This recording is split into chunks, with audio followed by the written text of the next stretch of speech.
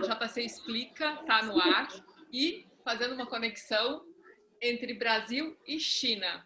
Isso mesmo. A gente, nesse momento, começa uma conversa com um brasileiro que mora em Wuhan. Para quem não sabe, Wuhan foi a primeira cidade na China a registrar o aparecimento do novo coronavírus causador da Covid-19, que vem gerando a pandemia que transformou a vida de todos no planeta. Tudo bem, Renato Penelope Júnior? Tudo bem, prazer, tudo certo? Prazer estar aqui com você, Patrícia.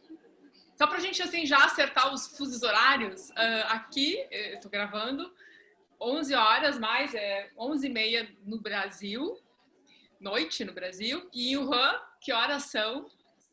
10h30 da manhã. Nós estamos 11 horas na frente no fuso horário, né? E onde é que tu tá aí, Renato, nesse momento, assim, fisicamente? Que lugar que é esse, onde você está se posicionando? Eu estou no centro da... Wuhan são 3 distritos, né? São o distrito de Wuchan, Hankou e Hainan. Eu estou no centro do distrito de Wuchan, numa rua, num centro comercial chamado Chuhan Ranjie. Chuhan refere à civilização antiga que teve aqui 3.000 anos atrás na cidade de Wuhan. E Han da maioria étnica da China, né? Que são os Hans. Então é a rua dos Hans. Aliás, né?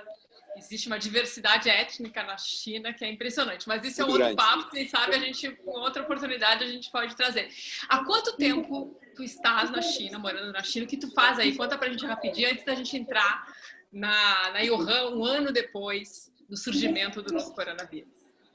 Sim, eu estou na China desde 2010, quando vim para um mestrado em administração pública. Eu sou advogado. Vim para estudar a questão da administração pública na China, para poder entender o processo de gestão do Estado. Vim para o mestrado, acabei emendando um doutorado e, por consequência, junto com um grupo de chineses, abri uma empresa e aqui estou já desde 2010, né? Então, são 10 anos. Esse ano não conta tanto, porque eu acabei passando 10 meses na Bielorrússia por conta do Covid, mas estou de volta. Estamos aí, né? Legal. Não, e outro detalhe também nesse contraponto Brasil-China, aqui é verão, né? Agora à noite aqui, mais de 20 graus em Porto Alegre. E aí, quantos graus está fazendo agora? Está bem encasacado? Olha, aqui em Wuhan não chega a fazer muito frio, mas aqui essa semana oscilou entre -3, -4 e 2 graus Celsius. Nesse momento, 2 graus Celsius. Então tá bem friozinho. Não, a gente vê pelo contraste, né? Eu aqui só de blusinha, cavadinha e aí todo entrouxado. Sorte a sua. Então, vamos lá, Renato. A gente vai bater uma bola aqui sobre o que é, né, viver na cidade que de alguma maneira, talvez, passou a ser mais conhecida pelo mundo a partir, claro, do episódio extremamente difícil. Mas Wuhan é uma cidade que é muito conhecida na China e também, sei lá, por quem de alguma maneira já foi ao país. É uma cidade que tem uma característica de ser muito desenvolvida, sede de muitas universidades, são quase 11 milhões de habitantes, como tu falaste, então e fica no centro da China. E aí que surge a questão toda foi o primeiro epicentro da pandemia. Eu estava olhando algumas informações aqui, né, da cronologia da pandemia. Por exemplo, os primeiros casos de infecção foi início de dezembro de 2019. E aí já no final, né, de dezembro, a gente teve, em 29 de dezembro, a China consegue fazer, desvendar o código genético do novo coronavírus, né, o SARS-CoV-2, como foi chamado, né? Quer dizer, poucos dias depois dele começar a ser identificado, já se conseguiu fazer essa decifração. E dia 13 de janeiro, que é, né, aí na China nesse momento, que foi o Ministério da China, de Saúde da China, que divulgou que uma pneumonia de causa desconhecida estava sendo registrada, né, sendo pelo menos identificada em pessoas no país. Eu queria saber de ti como está a vida em Wuhan. Depois de um ano, o que a pandemia de alguma maneira mudou, como é viver nessa cidade, na China? Olha, até um dado interessante, dia 30 de dezembro do ano passado, o governo chinês já tinha anunciado os cuidados, né, para não reunir... Não, 30 de dezembro de 2019, né? 2019. Isso, 2019, desculpa, 19. Então, de 2019, já são 2, já dobra o tempo. Então, em dezembro de 2019, o governo chinês já anunciou que era para estar usando máscara, evitando aglomeração. E já depois do mapeamento genético, já mandou para a Alemanha, já começou a ter o kit de teste, né? Então, isso já no começo da primeira semana de janeiro de 2020. E desde então, mudou muito a vida em Wuhan. Eu acho que foi uma medida que o governo chinês adotou e segue adotando, que ele declarou uma guerra popular, né? Então, ele declarou que todo cidadão chinês está em guerra contra o vírus. Todo mundo tem a responsabilidade de estar se posicionando, se cuidando. Você vai vendo, passando aqui atrás, todo mundo que passa está de máscara. Eu estou com a minha máscara na mão. Então, todo mundo tem a responsabilidade de estar se cuidando. Hoje, não ocorre um caso de infecção em Wuhan desde maio, sabe? Então, assim, não há mais risco, mas a China não consegue vencer o vírus sozinha. Então, enquanto o mundo tiver com o vírus, a China tem que seguir se cuidando. Então, aqui segue com QR Code, aquele índice vermelho, amarelo e verde, para as pessoas estarem se cuidando. Todo mundo escaneia quando vai em um lugar para poder manter um registro de onde esteve. Então, assim, o Wuhan já não tem mais perigo, a vida segue nesse novo normal, onde todo cuidado é pouco, mas é questão de responsabilidade agora estar se cuidando. Mas é essa consciência que está prevalecendo, sabe? Todo mundo já se sente tranquilo, já tem show, já tem bar aberto, restaurante, você vê aqui na rua todo mundo andando normal, mas o cuidado que cada indivíduo tem que ter, todo mundo segue tomando e chamando a atenção do outro e se apoiando e prestando atenção, né? Porque uma infecção que acontece num outro lugar pode vir para cá, então todo mundo estando se cuidando, isso não espalha, né? Então acho que é essa a diferença de vida. Só pegando carona aí no que tu comentaste da questão de já os bares estão abertos, já tem eventos. Como é que foi, por exemplo, a passagem do ano?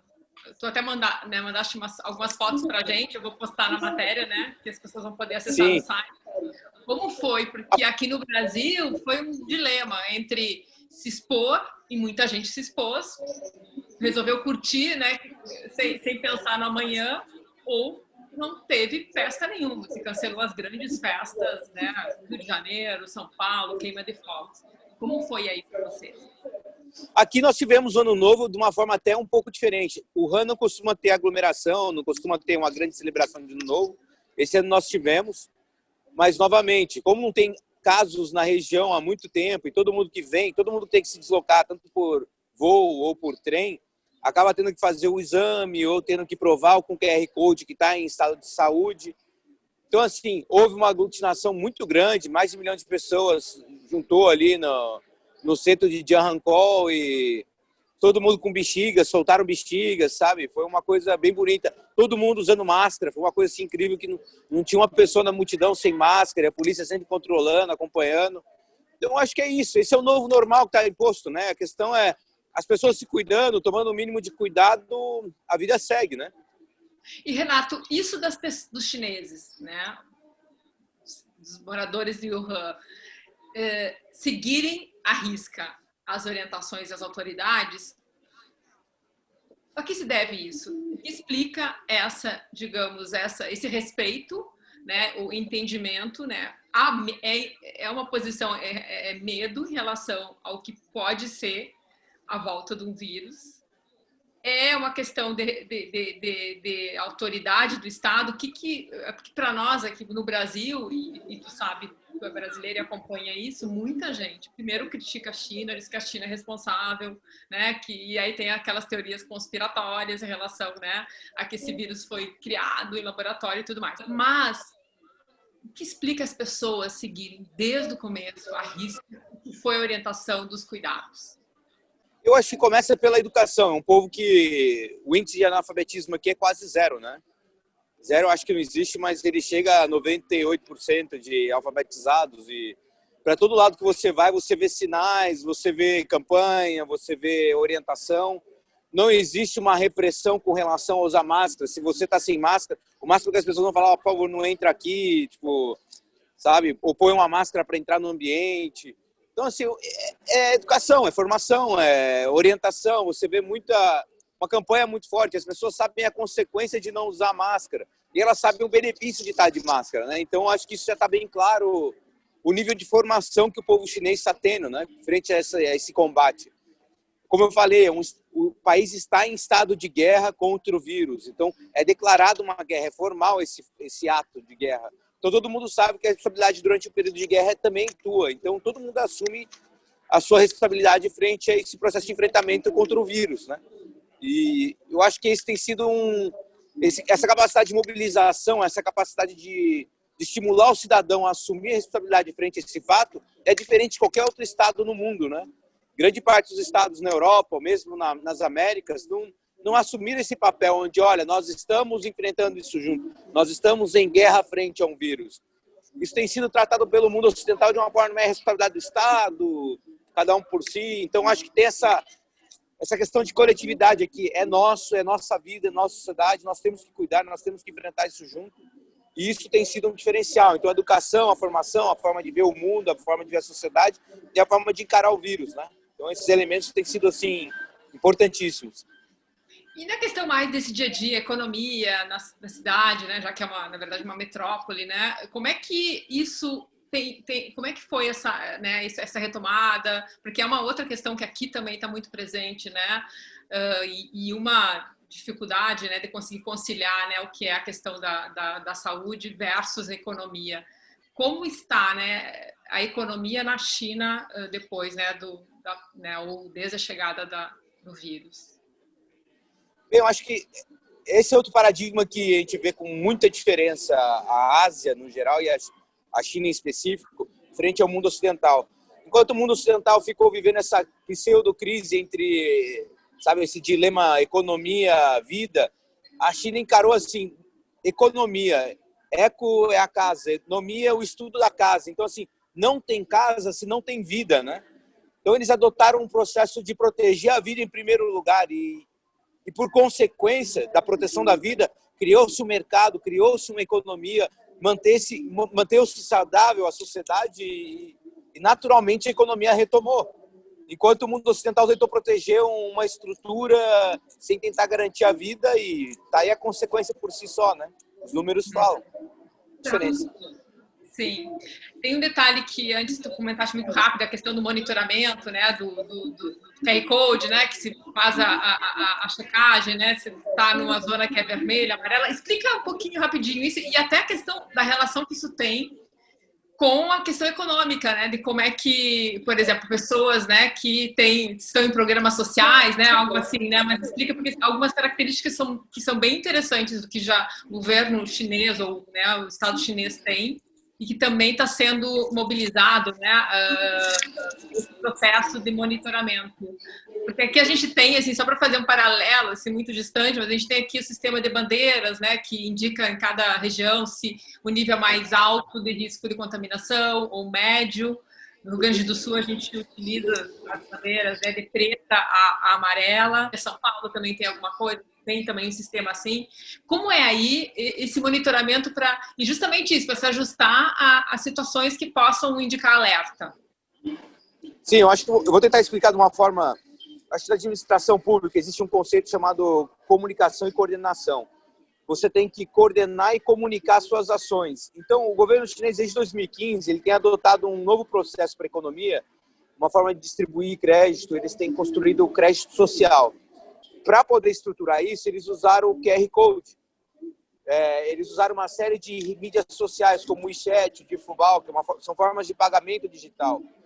Então, o cidadão, através do seu padrão de consumo, ele gera um crédito social.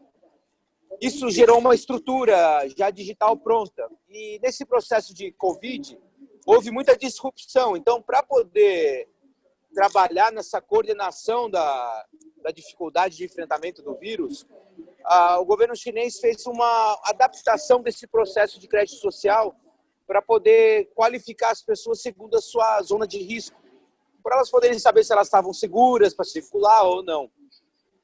E eu acho que essa tem sido uma das grandes diferenças, como você falou, desse padrão ocidental e chinês, porque quando se faz o lockdown não é só trancar todo mundo e aguardar e depois vamos todo mundo para fora.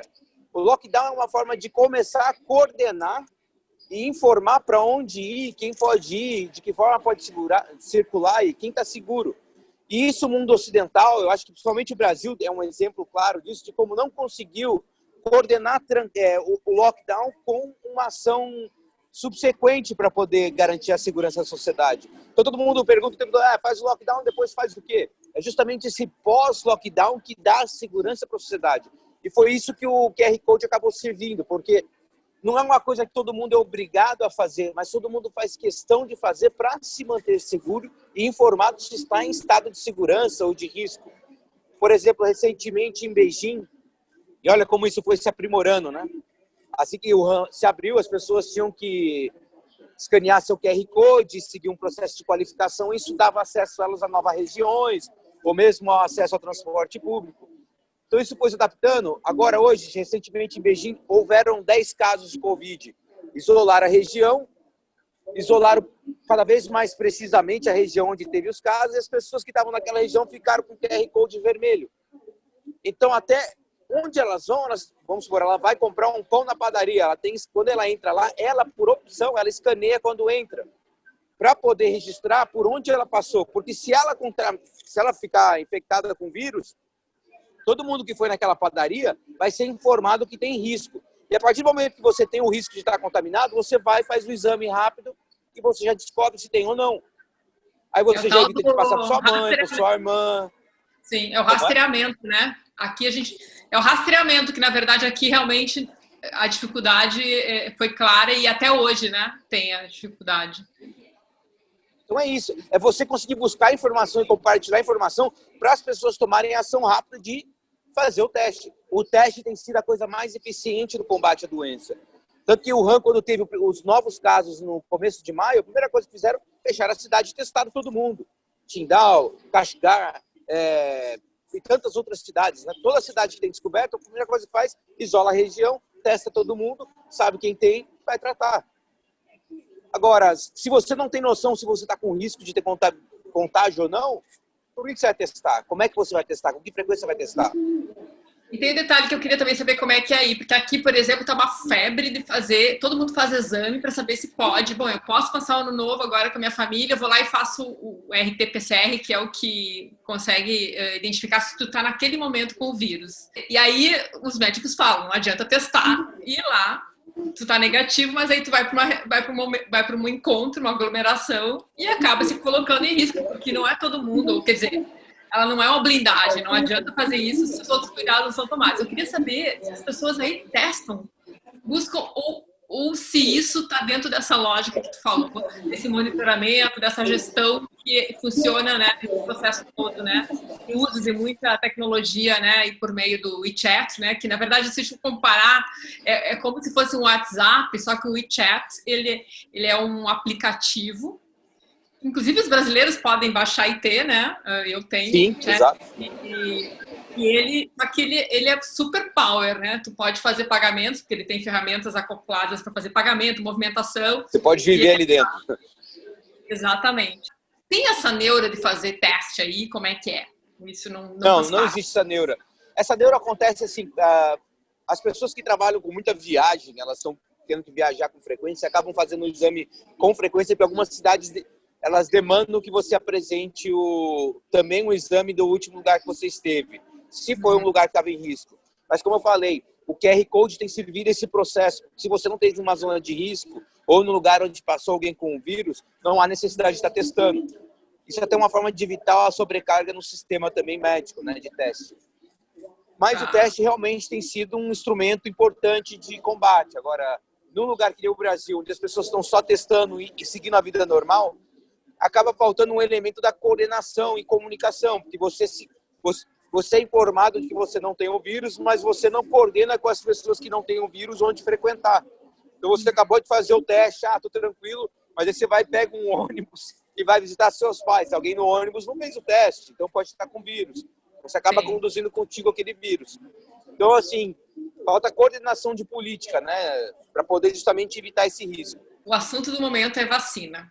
Certo? Brasil ainda sem nenhuma perspectiva, tem muitas perspectivas e não tem datas, não tem garantia ainda, enquanto vários países no mundo já estão vacinando. Como está a questão da vacinação aí na China? A vacina, ela estava já ocorrendo desde o começo de outubro. E ela estava focada em 4 grupos, né? Os militares, alguns agentes do governo, diplomatas, né? E funcionários de aeroporto e empresas aéreas. Mais recentemente, e até por uma dificuldade assim de EPI, né? Tipo, os equipamentos médicos não eram suficientes para vacinar muita gente. Então eles estavam mantendo o foco da vacina só nos pontos de risco. Era uma forma estratégica de combater, porque não há necessidade, não está tendo muito caso, os casos que tem são controláveis. Então a China tem trabalhado mais com informação e coordenação para poder evitar o risco. Mas recentemente, principalmente nas cidades onde tem muita entrada de estrangeiros ou que tem muita fronteira, como Guangzhou ali com Hong Kong, que é uma região que tem muito infectado, o aeroporto de Shanghai, que às vezes estava acontecendo alguns casos, começou-se uma campanha de vacinação mais ampla. Então, no Sul, agora começou uma campanha de vacinação de 50 milhões de pessoas para poder ver se ameniza a questão na região. País afora ainda não começou uma campanha, mas ainda agora, no dia 31, saiu um anúncio do governo de que vai ter vacina gratuita para todo mundo. Eles vão tentar vacinar todo mundo do país de forma gratuita, ainda não tem uma data estabelecida, mas já foi anunciado que isso vai ocorrer.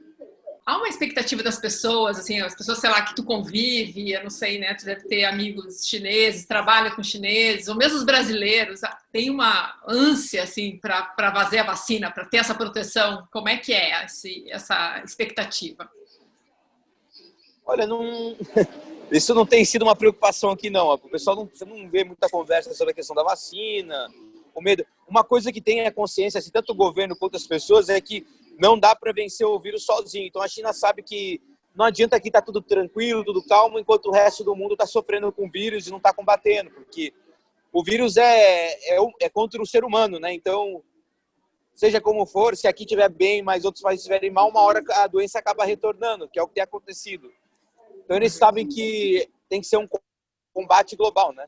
Como foi a polio e como foi tantas outras doenças na história. A China mantém várias, né, restrições para a entrada no país, né? Não, turismo, sei lá, né, vistos de trabalho também restritos, né, para novos, né? Então é um detalhe importante, o país se mantém, de certa forma, fechado, considerando que né, o resto do mundo ainda tem toda essa nuance aí de combate e tal, né, fragilidades. E, Renato, essa questão da máscara, né, que falaste antes, que as pessoas estão usando e é o novo normal. As pessoas falam assim, imaginam que daqui a um ano, sei lá, 6 meses, ou sei lá, se mais tempo, vai ser possível viver sem ter uma máscara? Assim, as pessoas falam, esperam isso ou acham que isso veio para ficar? Como é que é? Isso não tem sido uma discussão aqui também, sabe? Essa questão da máscara não tem causado desconforto. É necessário agora e vai ser necessário. Por quanto tempo for necessário, vamos lá, né? Não tem muito... É o bem para todos, né? Então, mas pelo que eu tenho ouvido, até indico muito para as pessoas, aquele Roda Viva do dia 14 de dezembro, aparentemente a coisa ainda vai muito tempo, né? Ainda vai mais uns bons anos com a máscara. Vai ser uma medida, assim, básica. E como você bem citou, tipo, o mundo está fechado, ninguém está circulando. Poucos voos circulam hoje em dia, poucas fronteiras estão abertas à circulação. A China até está com a sua fronteira aberta, mas para casos específicos, de empresários ou alguém que tem a família na China. E mesmo quando você vem, você tem que fazer uma série de exames e quando chega, fica num hotel de quarentena por 14 dias. Então, existe uma dinâmica de controle, né? Uma forma de coordenar o risco. Uhum. E eu acho que é isso. O pensamento do chinês tem sido mais assim: vamos lutar até quando precisar. É uma guerra, né? Então não temos escolha. Enquanto não vencer, não acaba. São várias batalhas até vencer a guerra. E só para a gente terminando, tu vieste para o Brasil nesse um ano ou desde então não visitaste mais? Infelizmente, a última vez que eu vim no Brasil foi em outubro de 2019 por 10 dias e vamos ver, né? Tomara que eu consiga voltar para casa um tempo aí. E tem muita saudade? Como é que é lidar? Sim, assim? Muita saudade. Saudade dos meus pais, saudade das minhas sobrinhas, dos meus irmãos e primos e amigos, né? A vida aí segue e faz falta poder acessar, né? Tá aí, tá presente. Eles ficaram muito, quando eles souberam, quando viram que era em Wuhan, né? A questão do surgimento do vírus, como foi a reação deles, assim, em relação a ti? Tipo, volta, vem para... Tu podia ter voltado, inclusive, na verdade, porque teve, né, voos fretados, né? Brasileiros Então voltando. eu acabei não ficando preso em Wuhan naquele dia. Eu consegui escapar no último voo, né? No dia 22 para 23, na madrugada. No momento do fechamento, eu peguei o último voo para o Camboja. E dali eu voei para a Rússia. E dali eu desci para a Bielorrússia e fiquei ali os 10 meses. E a família ficou preocupada. Ficou todo mundo naquele momento. É bom que você saiu, né? Porque naquele primeiro momento, ter saído de Wuhan era uma coisa mais acertada, mas era mais tranquilo, né? Até discutindo com alguns amigos chineses, falaram, não, bom, foi bom ter saído mesmo, porque aquele momento foi pesado, mas hoje está sendo o melhor lugar para estar no mundo, né? É o lugar seguro, é o lugar tranquilo e daqui o risco é zero. Isso é Então, muito assim, a louco, família né? está feliz que eu tô por aqui. É, justamente, que versão, né? Que doideira. E só pra gente agora, assim, terminando, encerrando aí, pra tu cair, né, curtir esse domingo aí, que tá fechado, né, o domingo aí, né? Tá bem fechadão, Ah, né, o é, nublado. os últimos dias estavam bem ensolarados e ontem à noite foi até bom que fechou o clima um pouco, porque deu uma esquentada, porque o céu aberto acaba esfriando mais, né? Tava -2. Fechou o tempo, foi para 2 positivo, então gostei. Na rotina de vocês, mais do lado assim de lazer e tal, o que mudou assim na convivência, né, dos seus amigos? Como é que vocês têm hoje rotinas totalmente diferentes? Se conseguiram criar, né, uma estratégia assim para lidar com essas contingências da pandemia? Olha, eu acho que tem um elemento aí que é bem diferente na China para o resto do mundo, que aqui já está tranquilo, né? Aqui o número, por exemplo, o Beijing entrou em estado de alerta com 13 casos de infectados, entendeu? Então, assim, aqui quando tem algum caso, um caso, 2 casos que se descobre, já entra em estado de alerta, todo mundo começa a se cuidar em dobro. Uhum. Então, assim, no cotidiano, a vida segue normal. É máscara, sempre, e QR Code, onde você vai, escaneia para garantir que as pessoas estão sabendo onde você teve. Acabou. Mas aí tem assim, as pessoas, não sei se tinham o hábito de, sei lá, se reunir na casa, não sei, porque, claro, a gente sabe que o chinês, o brasileiro tem mais isso, né? Não sei se vocês faziam encontros, almoço, né? Ou saíram para jantar. Uhum. Geralmente, o chinês costuma sair muito para jantar em restaurante, né, em grupo. Isso teve uma redução muito grande ao longo do ano, foi muito ruim para o mercado de restaurantes. Mas agora tem retomado, agora está normalizado, né? Agora o risco é praticamente zero, então é mais assim quando tem algum aviso, algum risco aí, todo mundo acaba se cuidando um pouco mais em dobro, cobra mais o QR Code, mas é gestão, né? A coisa está bem organizada, está bem coordenada, então o risco é muito baixo, muito pequeno.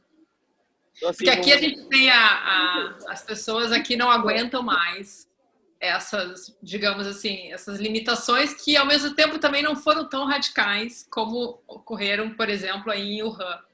O que tu diria para as então, pessoas, para elas entenderem por que não adianta ficar brigando contra esse inimigo aí, digamos, comum?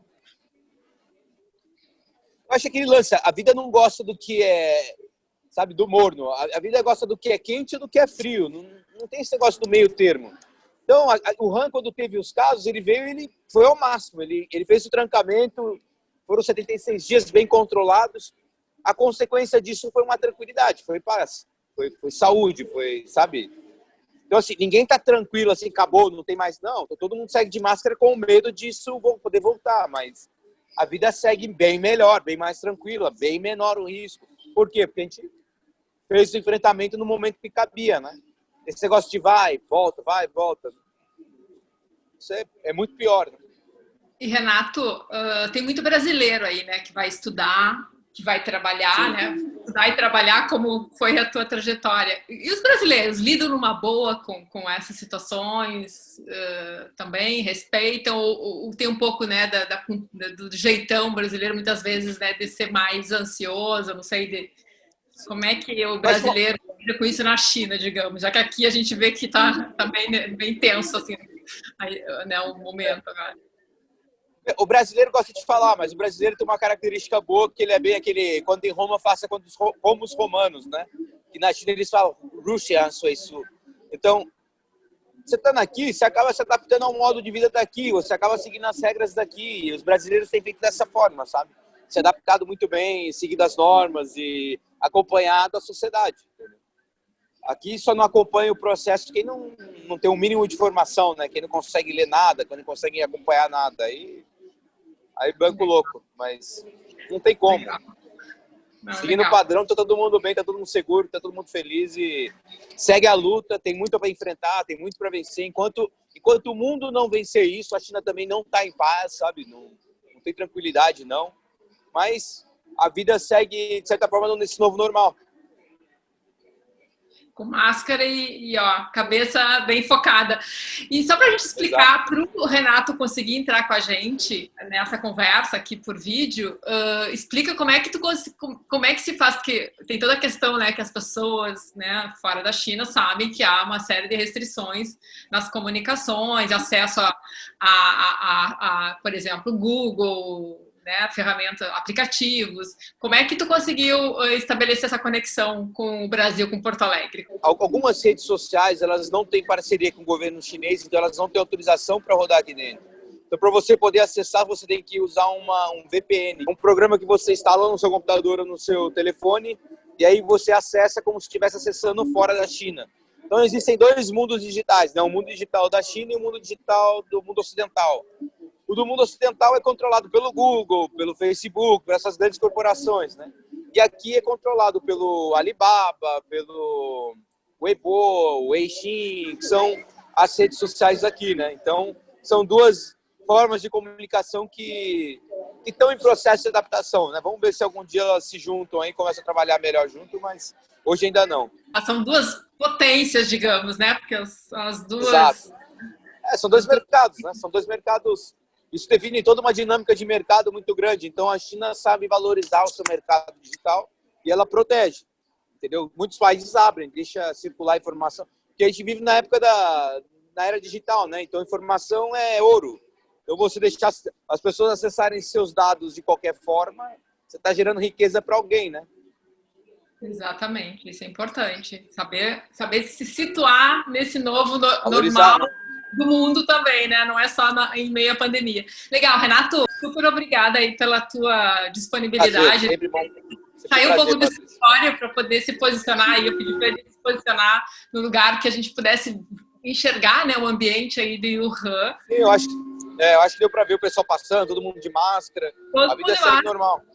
Teu depoimento aí pode ter, de repente, feito algumas pessoas pensarem um pouco mais sobre os cuidados em relação à pandemia, que eu acho que é o foco agora. Não tem outro jeito da gente conseguir vencer essa guerra, como tu disse, né? Uma guerra. A gente vai estar aqui no canal do YouTube, mas também conteúdo no site do Jornal do Comércio, no www.jornaldocomércio.com, com mais informações. E também dando uma dica também aí, já na finaleira aqui, que eu conheci o Renato num outro bate-papo, junto com a Janaína Silveira, que é uma jornalista que tem o canal do Radar China, também no YouTube. Então, dou a dica, quem quiser conferir lá a live que a gente fez também, falando sobre o que o Renato trouxe, outras informações mais sobre China e pandemia. Outra hora, volta de novo aí para, quem sabe, no verão, para ver o que muda no clima. Vamos esperar esquentar agora. Legal. Xexê? Xexê, obrigado, né? Buca-ti é de nada. Tchau, tchau.